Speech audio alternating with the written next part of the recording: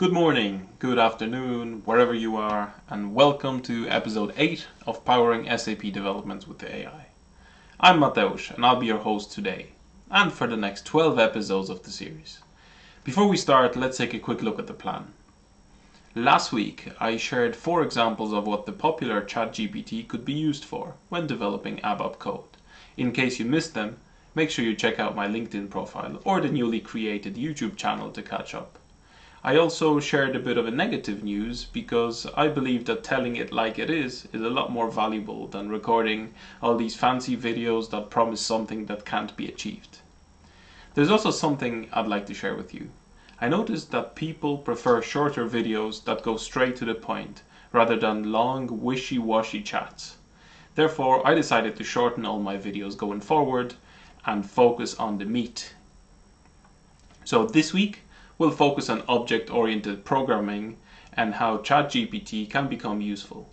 Following last week's structure, I'll try to focus on the meat of the content and present it in the form of validated examples. Let's go. Number 1. Interfaces. Did you know that according to the Clean ABAP principles, every public method of a class should actually be inherited from an interface? Yes. And yet, I don't see interfaces used often enough. Maybe ChatGPT could help us with it, could help us change that. Let's see. And it does it pretty well. If you know what you want in advance, a couple of lines of prompt can lead to a generated ABAP interface, like this one here, for example. More complex ones work too. And coming back to my example of interfaces covering all the public methods, maybe you could also paste in a method or a class and ask it to generate an interface just to follow the best practices. Number 2, class structures that implement the interface. Here I asked AI to generate 2 classes for me that implement this interface. Copying and pasting each one into Eclipse would save us a bit of time, wouldn't it? Another way we could do this is prompting ChatGPT to generate class code for an interface that we give it. In case we want to reuse something that already exists, we just copy and paste it into the chat window. Number 3, methods. On top of the already generated class, or another one that we could just paste in, we could ask ChatGPT to add new methods as per our requirement. Here's an example where we ask it to add 2 new methods.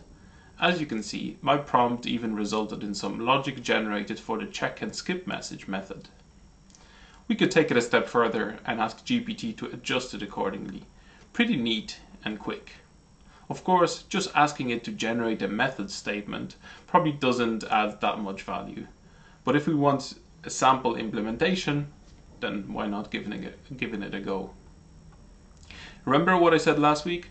ChatGPT is a lot better with writing new code when it doesn't have to rely on existing functionalities, function modules, classes, etc. It often gets confused with them.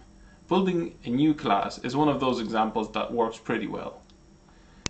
Looking forward to your comments on this. Have you tried building new classes with ChatGPT? Let me know in the comments. Thanks for watching and see you again next week.